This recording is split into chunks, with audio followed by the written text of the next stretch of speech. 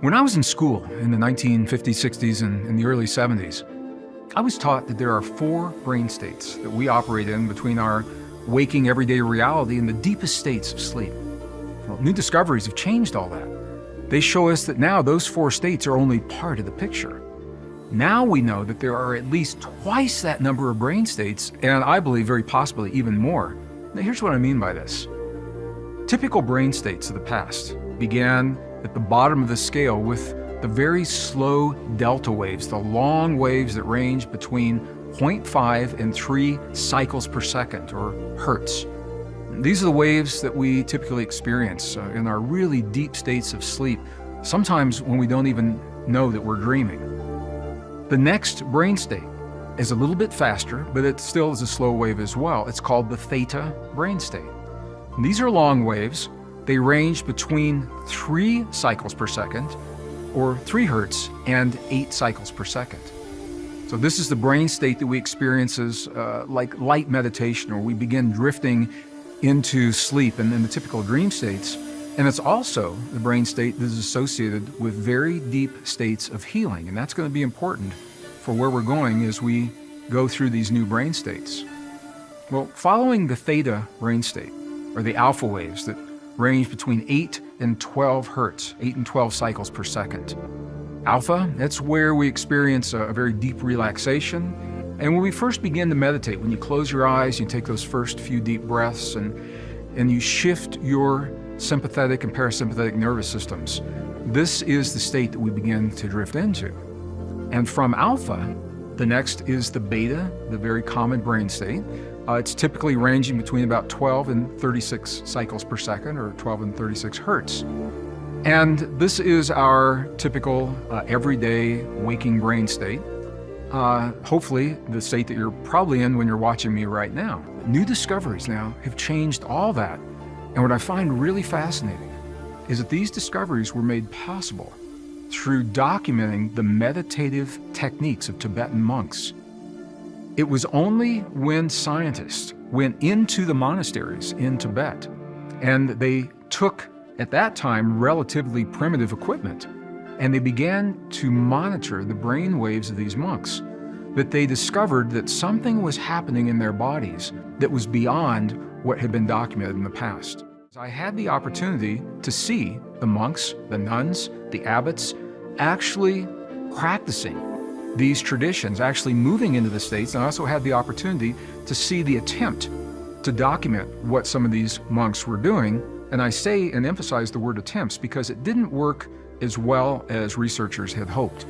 They could obviously tell that something was happening. They couldn't really get a handle on what it was.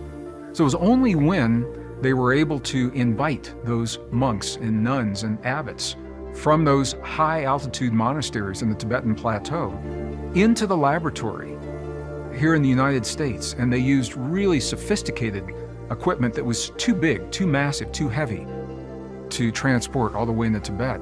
And they were able to use scanning techniques, MRIs and CT scans, to actually see what was happening in the brain and the body of these people as they were going through this process.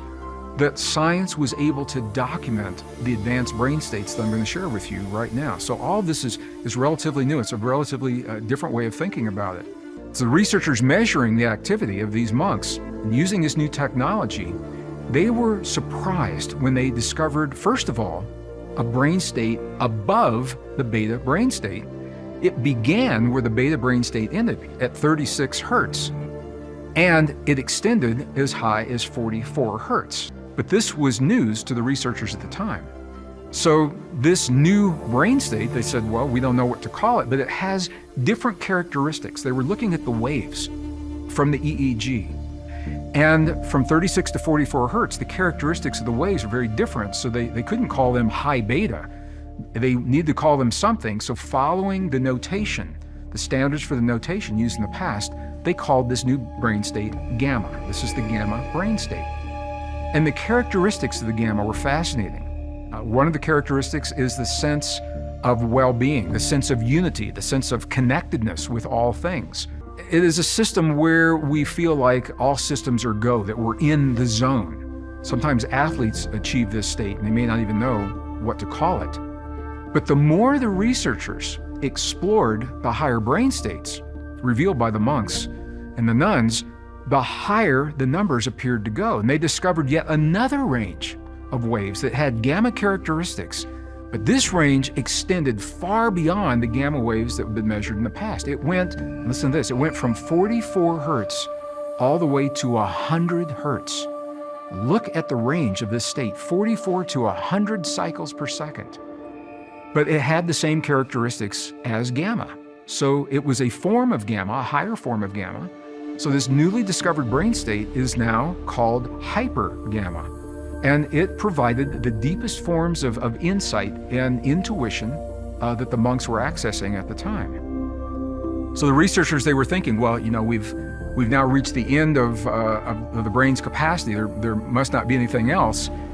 And when they felt that, further research revealed yet another, even higher brain state. And this again was revealed through the meditation, certain kinds of meditation, certain sects of Tibetan monks have been trained in a specific way. And this is a rare brain state that I'm going to talk to you about. It exceeds everything believed to be humanly possible in the past. It exceeds hypergamma. It begins at the high end of the hypergamma at 100 hertz. Listen to this. It extends all the way to 200 cycles per second, 200 hertz in the human brain. It's called the Lambda brain state. So what happens in the Lambda brain state? Well, it's in this state that the left hemisphere and the right hemisphere of the brain becomes synchronized. And in that synchronization, it allows tremendous levels, tremendous states of self-regulation. Now, for example, you may have seen videos or documentaries of monks meditating in sub-zero temperatures, in the ice, in the snow, in the high elevations in Nepal or Tibet. When you see monks doing things like this, this is happening in this extended brain state. And I've seen where not only are they doing this, but they will drench a cloth, a cotton or a linen cloth, with water and wrap themselves, the loincloth, and wrap themselves in a wet cloth before going out into the sub-zero freezing temperatures, or sub-freezing temperatures, sub-zero and sub-freezing. And they will sit on the ground, on the bare ground, where typically in sub-zero temperatures, our bodies, the warmth of our bodies would create a layer of ice and it would freeze and we'd stick. That's not what happens to these monks. They begin to self-regulate their body temperature, and they self-regulate to the point where steam begins to come off of the linen or the cotton cloths, and they actually dry on the bodies of the monks. The monks regulate their temperature so that the cold is not a problem for them. So as astounding as all of these discoveries sound right now, I want you to know that they don't end with the Lambda brain state. A new brain state now has been discovered. This one, it's on the other end of the spectrum. Remember we said that the delta brain state was the long, slow wave, deep sleep, no dreams. That's an extremely low brain state below delta that has recently been discovered. Now listen to this. It begins at only 0.5 cycles per second, 1/2 of a hertz. And it ranges downward to zero, to nothing. It is possible for humans to engage in a brain state that brings the brain activity down to a level of zero. Nothing is being emitted from the brain. This seemingly bizarre brain state, it's associated with what we would call suspended animation. When the monks are in this state, there's no detectable heartbeat. They cannot detect a pulse. There's no detectable breathing. But I want to tell you, the monks are very much alive, and they are very conscious within this state. Now, I'm sharing these discoveries with you. We're going somewhere with this, because if you think about what I'm saying to you with regard to the brain states, think about what this means in terms of our conversation about the divine matrix. That matrix is a field of energy. And once again, I'm going to emphasize this again and again, because we're so conditioned to think of ourselves in the field. It's not that we're in the field, we are the field. The field is every atom of our bodies constantly emerging in these quantum pulses from this field, and our ability to interact with this field is determined by our heart and our brain state. So what I'm sharing with you are brain states that now give us access to places and experiences in this field in ways that science has never recognized in the past. Now, I'm not saying that ancient and indigenous peoples didn't know this. Of course they did. I mean, the monks have been doing this for at least 1,500 years. But it has not been documented scientifically. So I'm sharing all of these discoveries because of yet an additional discovery that now links these brain states, the highest of the high and the lowest of the low. It links these brain states in a way that tells us even more about our relationship to the matrix. Scientists have recently discovered this very curious link between the low of the epsilon, remember it goes from 0.5 hertz all the way to 0, and the high of the lambda that goes all the way up to 200 cycles per second, 200 hertz. As different as they are in frequency, this is so interesting. They both allow for precisely the same state of consciousness. Now think about that. As different as they are, from the highest state to the lowest state, different ways of getting there, they both bring us to precisely the same state of consciousness. The one difference is that when we achieve the low state of consciousness through the epsilon brain state, we achieve it through a very drowsy state that typically would allow us to facilitate a deep sleep. But when we access the state of consciousness through the very high state of lambda, we don't get drowsy.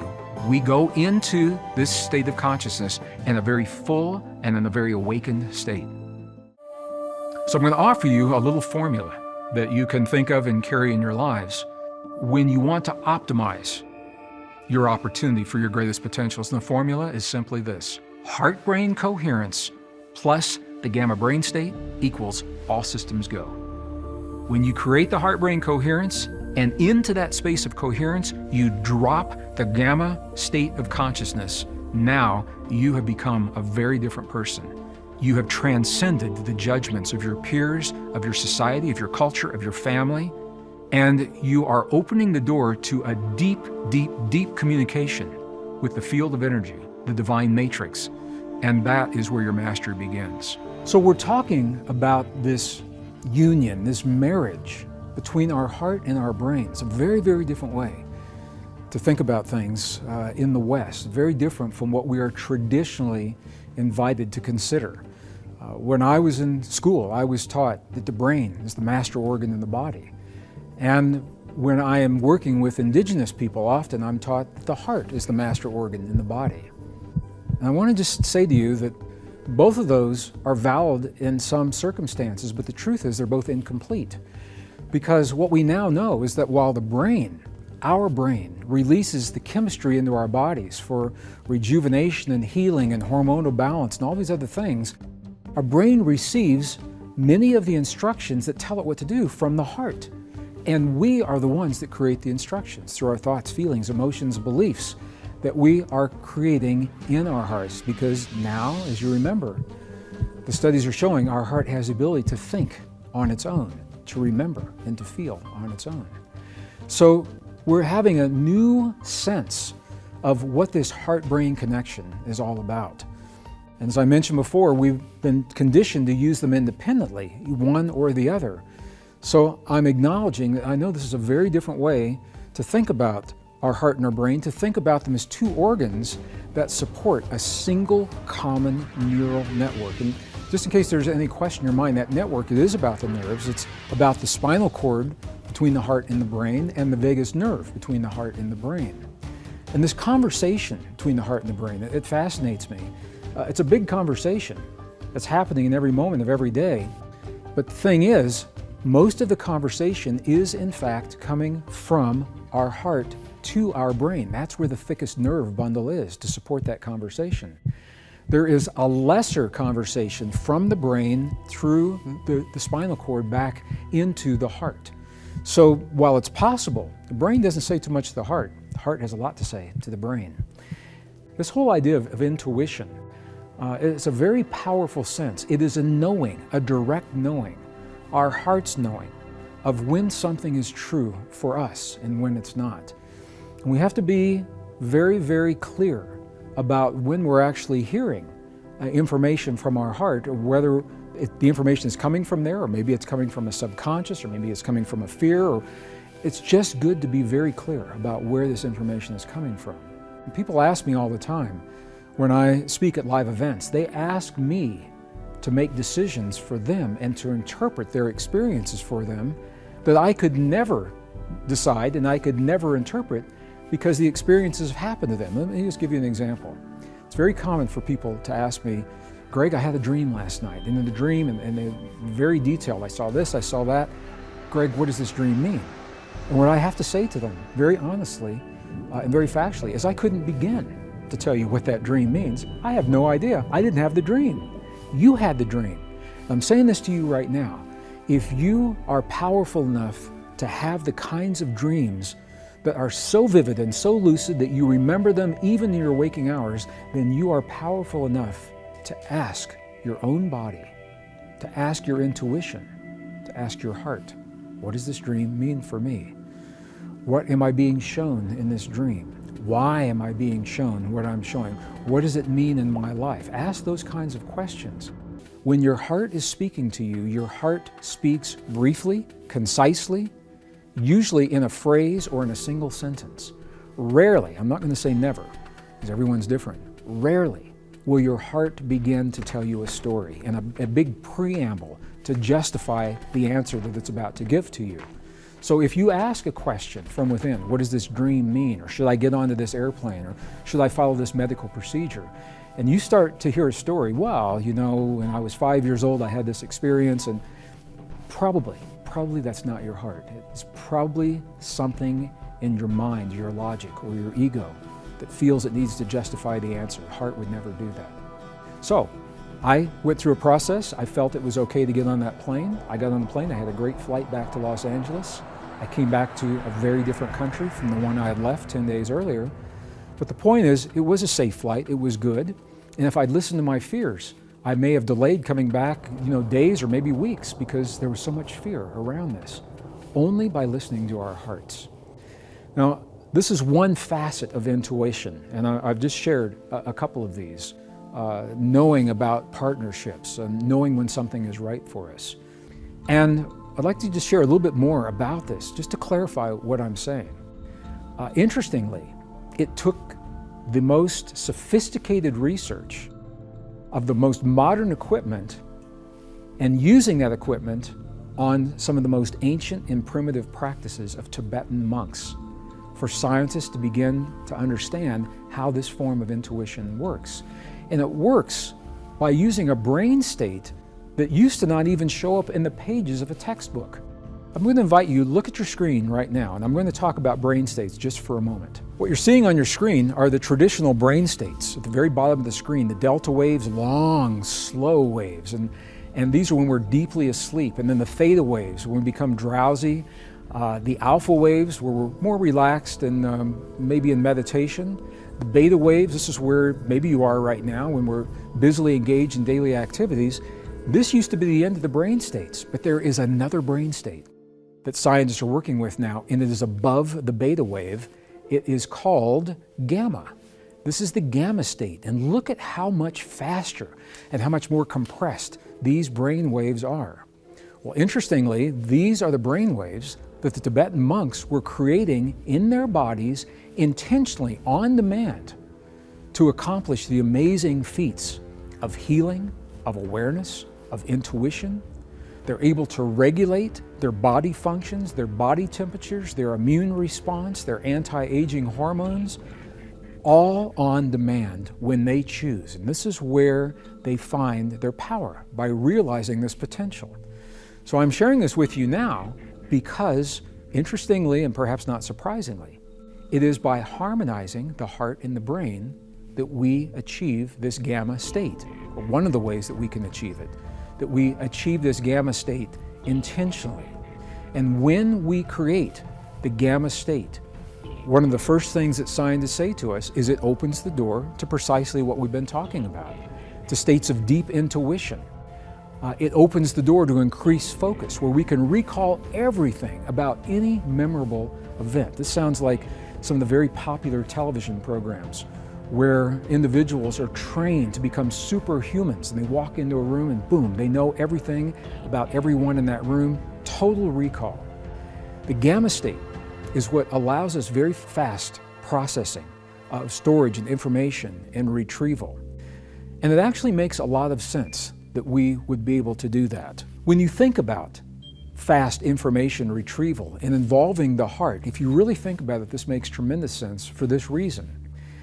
When we process information solely in the brain, when you ask your brain a question, the answers generally are a little slower. As I mentioned before, in the heart, they're boom, almost instantaneously. Often when we ask our heart a question, it answers before we finish asking the question. And the reason makes a lot of sense. It's because the brain, before it gives us the answer, goes through all of the loops of the logic, the fears, the issues that have come up in the past, the issues of self-doubt, the issues of self-esteem, all of those things, those are the logic loops the brain goes through, the filters, before it gives us an answer. Heart doesn't do that. Heart, you ask a heart a question, boom, it gives you the answer. Part of my heritage is Native American, is Cherokee. And in the Cherokee tradition, as well as in some others in the Midwest of the United States, our indigenous ancestors knew of this power of the heart, and they actually gave it a name. This is one of the things, there is no English translation specifically for this name. There is no single English word that means precisely what the native words mean. So we have to create English words around it. Like prana. When we say the word prana, that is a Sanskrit word. There is no English word that means prana. So we have to create some other words. We say energy body or life force to approximate what it means. Well, same things happen with the wisdom of the heart. And the word that's used is called Shante Isa. Shante Isa. And it means the single eye of the heart. The heart that doesn't judge right, wrong, good, bad. The heart can discern what's true for us and what's not. Yet it does not assign a judgment. That's a powerful distinction, and that will empower you in situations whether you're in the boardroom or the classroom, or you're with your friends, or in the most intimate relationships with those that are closest to you, where you tap and they know you well enough to tap the buttons and the triggers that elicit responses that sometimes you wish you hadn't have said. If you can get out of your brain and go into your heart, Shante Isa, the single eye of the heart, it'll tell you what's true for you. And you only can't tell you what's true for someone else. And it will do it with discernment. So it makes a lot of sense that the gamma state actually allows us this very, very fast processing. The gamma state also, when we achieve that, it's a natural antidepressant. People are happier and they're much calmer when they're in this gamma state. And it also awakens, it breathes life into our sensory perception. When we're in the gamma state, we can pick up scents that we cannot pick up typically in the beta state. You smell things, it becomes alive. Your sensations of sound, music feels differently. It doesn't just sound, it feels differently to you. And these are all the benefits of being in the gamma state. So I'm saying this to you now because we're about to move into the gamma state.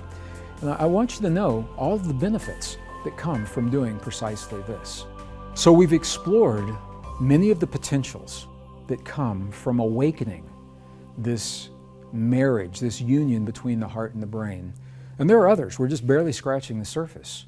But what I'd like to do now is share with you a technique so that you can tap these potentials in your life when you choose to do so.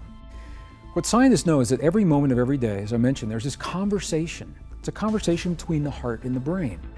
The heart is speaking to the brain, and the quality of the conversation that comes from the heart and the brain tells the brain what chemistry to release into the body. So for example, when we're feeling emotions that we would typically consider negative, and I don't like to characterize emotions as negative or positive, but I'm doing this so you get a sense for what we're doing here. When we have emotions, such as anger, hate, jealousy, rage. What you're seeing on your screen is an actual printout of the quality of the signal from the heart to the brain. And you can see it's very chaotic. It's a very jagged signal. It's a rough signal. And it's that chaotic, jagged, rough signal that signals chaotic chemistry in your brain. This is the kind of chemistry that tells us that we need high amounts of adrenaline, high amounts of cortisol, the stress hormones, to respond to something quickly in life. That's a good thing for a few moments.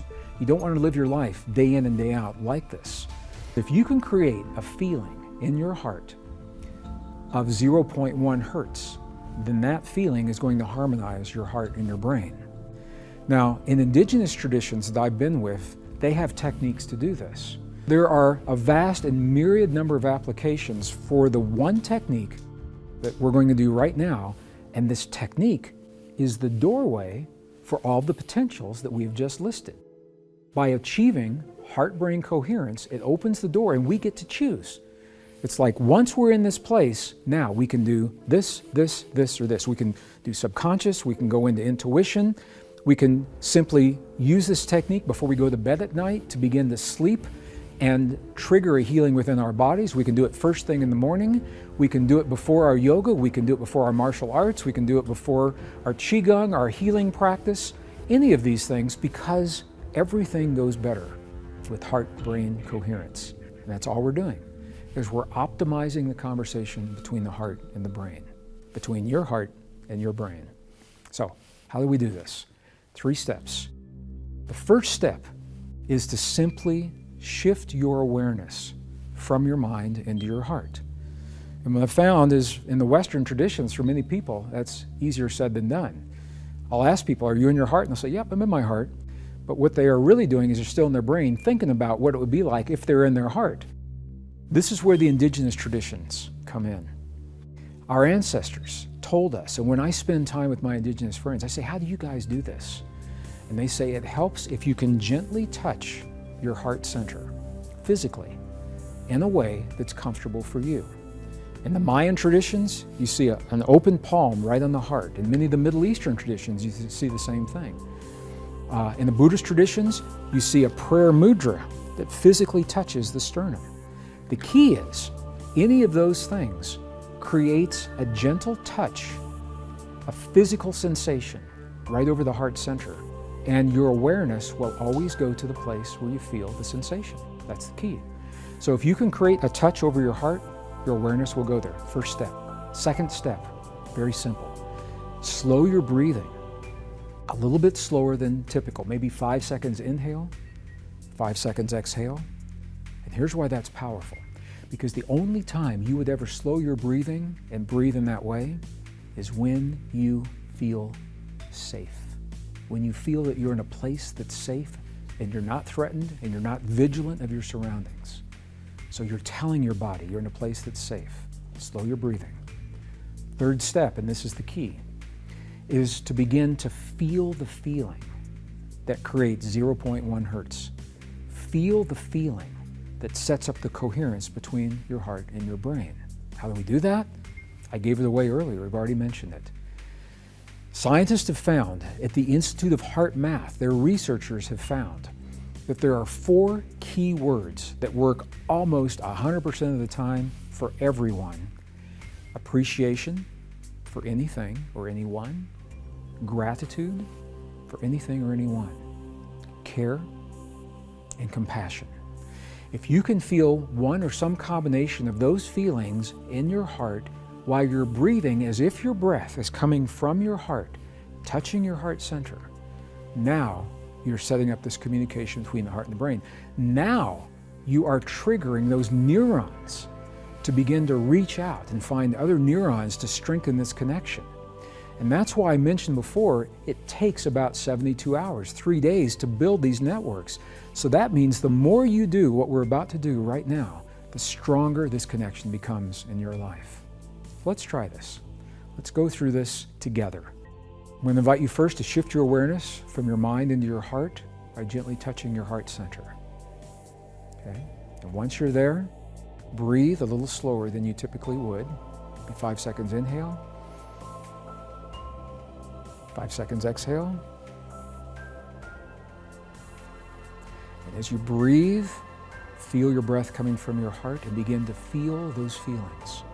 Compassion, gratitude, care, appreciation. To the best of your ability, to the best of your ability. And I'm going to do the same.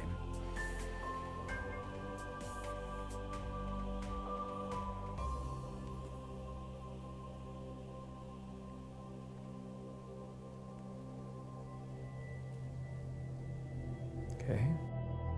And what researchers have found is that typically 3 minutes, only 3 minutes of doing what we have just done will set into motion a cascade of events within your body, biochemical events that will last as long as 6 hours.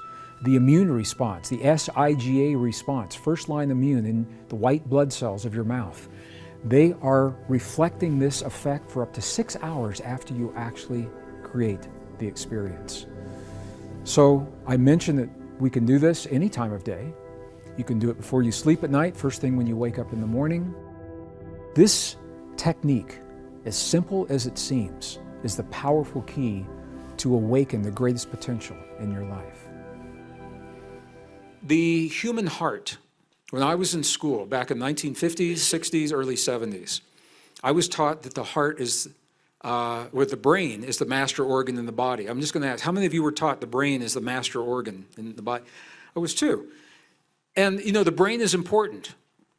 There's no doubt about that. The brain's important, but now what we know is that the brain receives much of the instruction that tells the brain what to do comes from the human heart.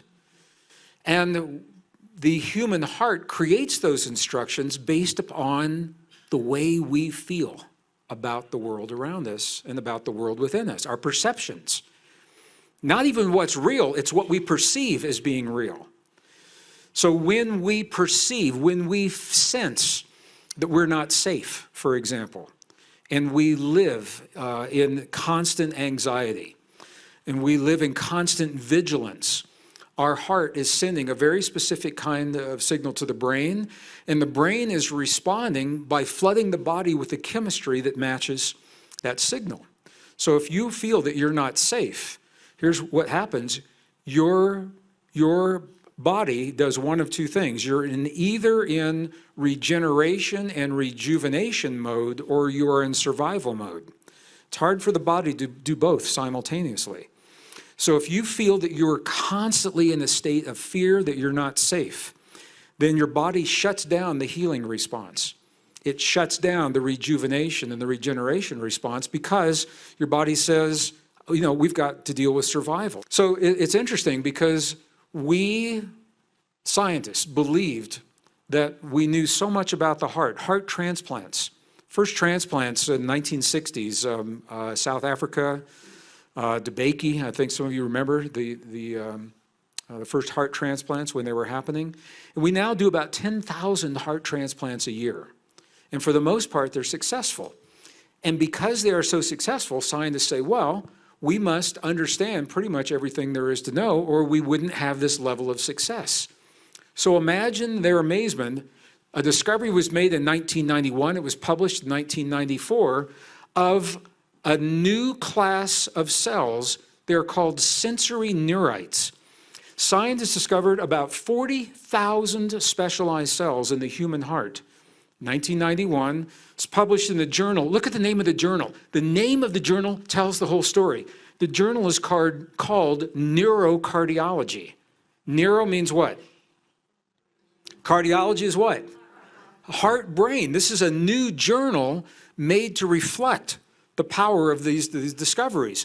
Neurocardiology, Oxford University Press, 1994. The heart's nervous system contains about 40,000 specialized cells in the heart. They are configured in a way that makes a neural network, but the neural network is in the heart. It's not in the brain. These are brain-like cells, but they're not in the brain. In the cranial brain, they're in the heart. So scientists actually call this now the little brain in the heart. You can Google it. Don't Google it now, but later. Later you can Google it. It's actually called the little brain in the heart. Now, this is a very, very powerful discovery by science. Because almost universally, our ancestors, ancient traditions, indigenous traditions, always told us that the heart is really where the action is. You know, I did an experiment a few years ago, and we were doing pilot programs with young people. So first we started with programs with second graders, 8 or 9 years old. I don't have any children of my own, so I have to think about the age groups. I'm getting better.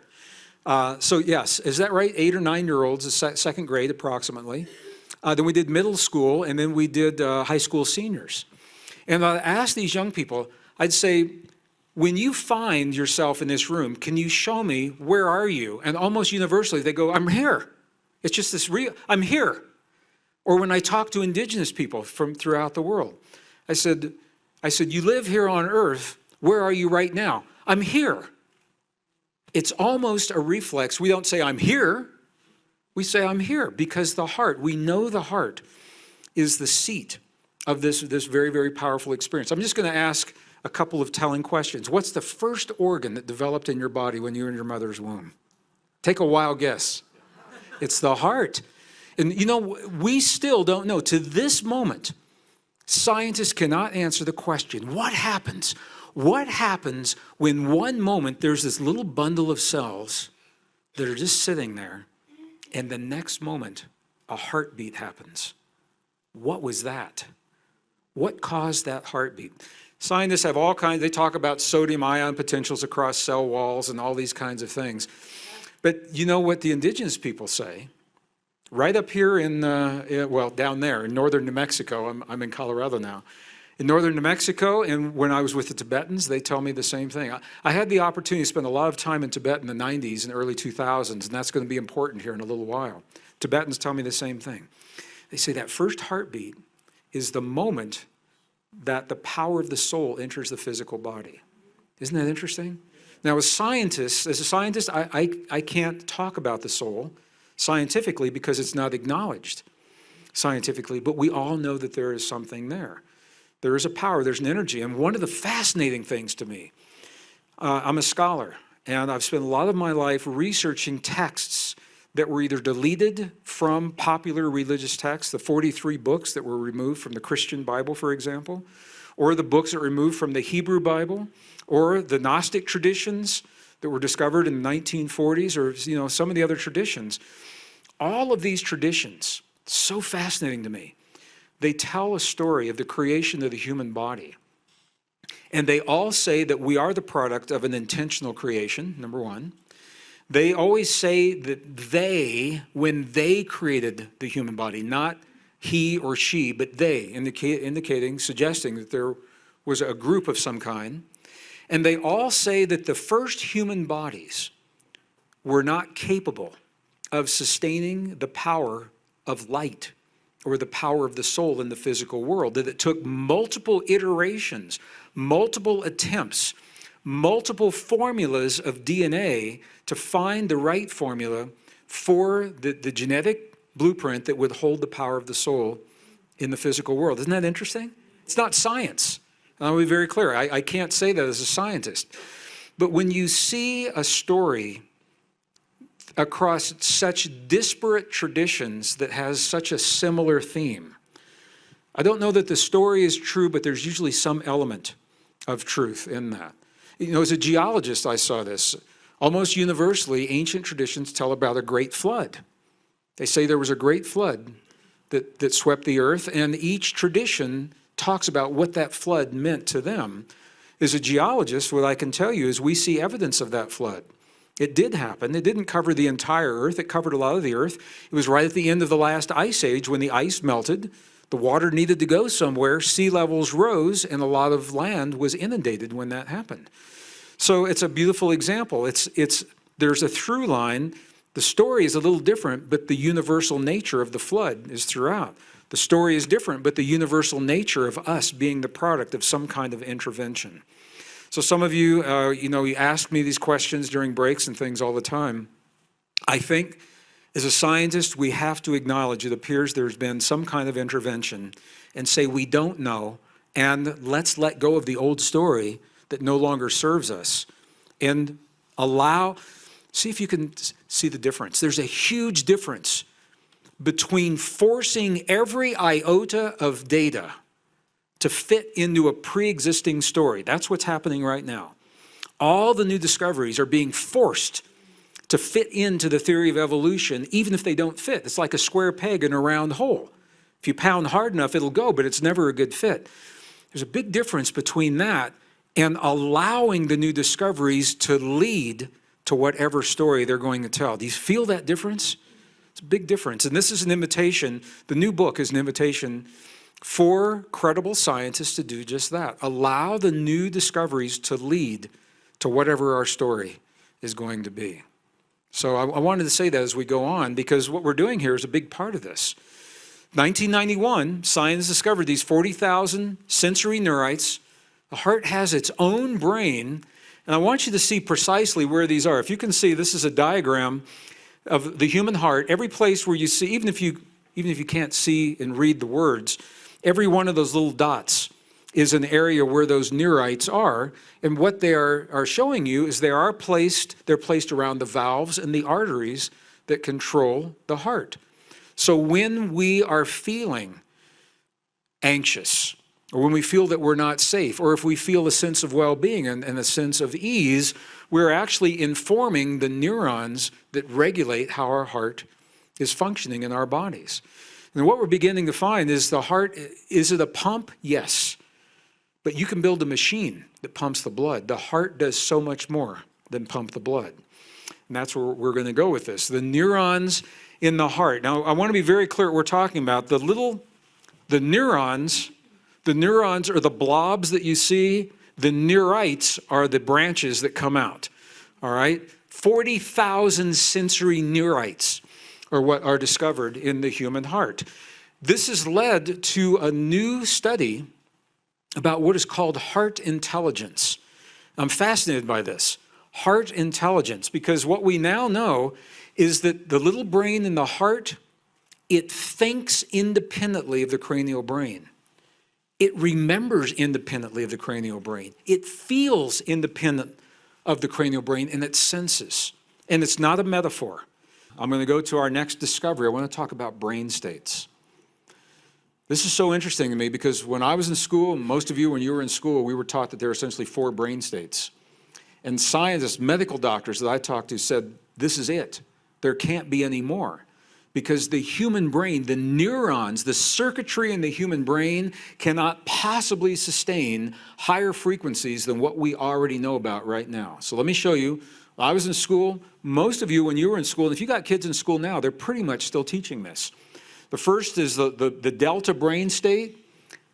I know you're familiar with it. Look at what a long, slow wave that is. This is a really deep, deep sleep. It's a healing sleep. It's what I call black hole sleep.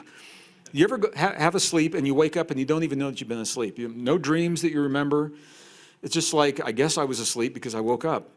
So, and I always am happy when I wake up. I say, wow, I woke up again. This is so awesome.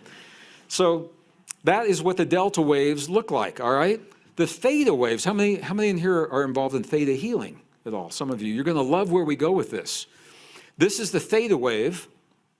It's still a long, slow wave, but it's not quite as slow. It's got a little bit faster, information happening here.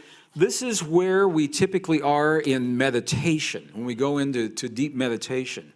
Or the healing state. This is the body's healing state. Now, I'm going to call your attention. I want you to know, I said long, slow waves. Look at the frequencies. 0.1 hertz to 3 hertz is the delta wave. 0.1 hertz to 3 hertz. 4 to 7 hertz, 7 cycles per second, is the theta wave, all right? The alpha wave, a little bit faster. You can see this is a faster wave. This is when you're relaxed, in a very creative state. As a musician, when I'm writing a song or I'm trying to learn someone else's song, do a cover, or if I am writing a book and developing information to go for the book. Look at this. This goes from 8 to 15 hertz or 15 cycles per second. And then beta consciousness, this is hopefully where you are right now. I think most of you are in beta. Some of you might be in alpha right now. I don't know, deeply relaxed. But this is when you're alert, you're concentrating 16 to 30 cycles per second. It's a lot faster wave. Scientists for years, they said, this is it. They said there can't be any more. The human brain cannot sustain anything beyond that. Then they began working with the Tibetan meditators. And the Tibetans said, well, actually, if we do a certain kind of meditation, we can exceed that. And the researchers said, show us. So what happened was they brought them into the laboratory.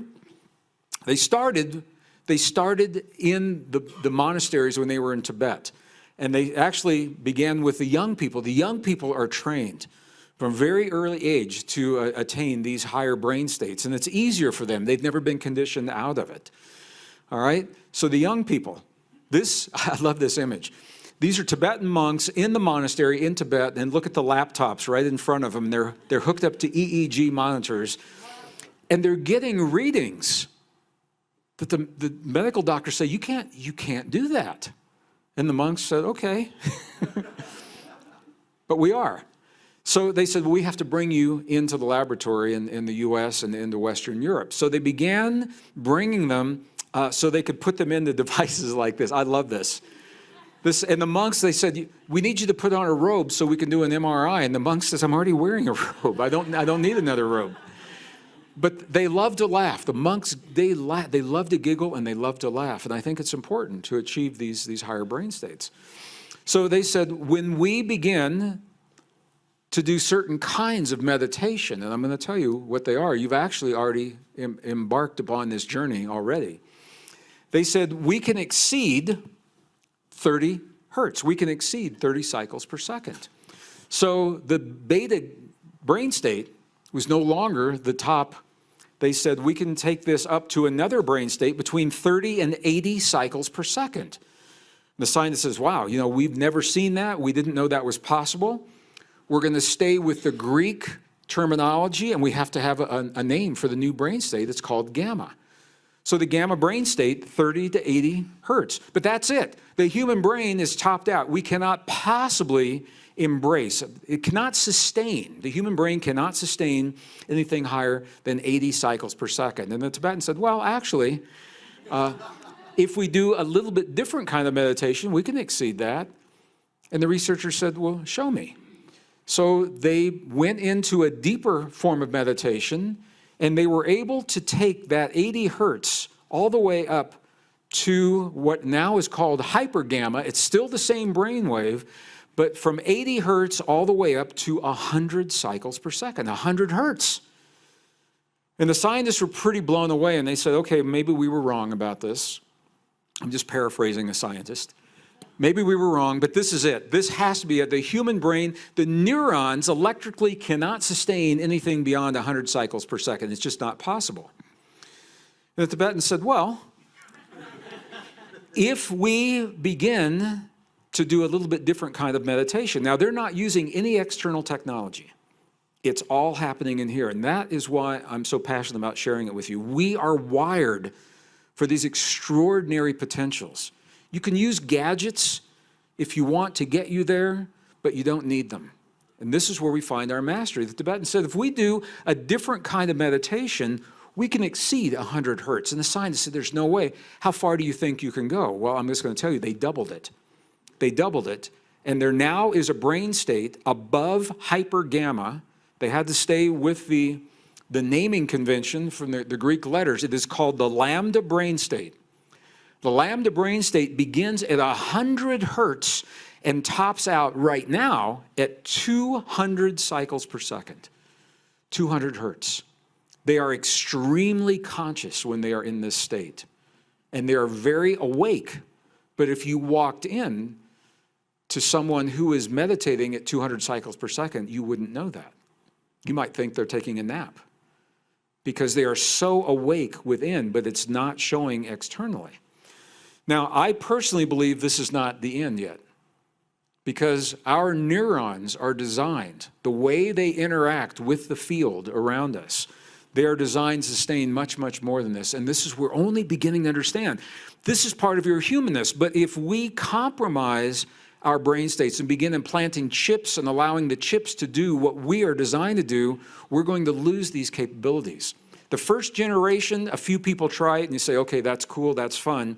Pretty soon that becomes the way to do it. And pretty soon everyone is doing it through a chip and no one remembers how to access this powerful facet of humanness. And then we begin to atrophy those parts of our bodies that we're not using. Does that make sense to you if I say it?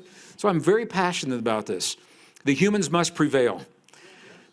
Our humanness is so precious. At least know what it is before we allow it to be compromised, and we are not at that point right now. Let me go one step further, So the scientist said, well, this must be it. We now have a new map of the brain states, right? And the Tibetan said, well, actually, there is another brain state in a place where you typically don't look. You haven't looked yet. It's on the other end of the spectrum. And they said, well, what do you mean? I mean, the other end of the spectrum, it begins at less than 1 cycle per second. It begins at 0.1. How can you get less than 0.1? Tibetan said, we'll show you. And they went into a meditation and a brain state, and their brain state is 0 cycles per second. To an outside observer, there is no discernible breath. There is no discernible heartbeat. There is no discernible pulse, and they are very, very much alive and very conscious. It is called the Epsilon brain state, and it is from 0 to 0.1 hertz. Now, here's why I'm sharing this with you. It's really interesting. What they discovered, what the scientists found, is that the high end of the Lambda brain state and the low end of the Epsilon, they both lead to the same state of consciousness. Isn't that interesting? They both take you to the same state. One of them, you're in a very awake and an aware state. The other one, you're more in a dreamlike state. But look at this. They both go to exactly the same place. Different brain states, same state of consciousness. And what this suggests is that we have the ability to tune our brain. When we are creating these different tunings in here, it's allowing us to access different bodies of information out there, different fields, different places within the field, and as other forms of life do. And this is how we communicate with other forms of life. Horse whisperers, dog whisperers, cat whisperers, plant whisperers. What they're doing, they are empathing.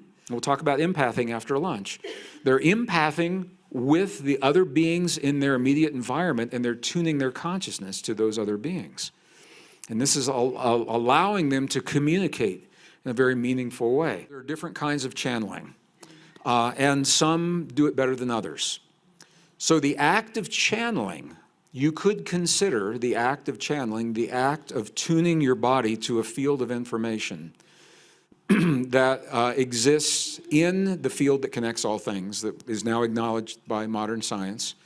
The act of tuning the body to that place, the reason I'm hesitating is because when conscious full body channels have been measured, what happened is that they were active in all of these brain states simultaneously. At the same time, they were awake and asleep. At the same time, they were in Epsilon, they were in Lambda. All of these were active at the same time. That is a fully realized, fully potentialized human being.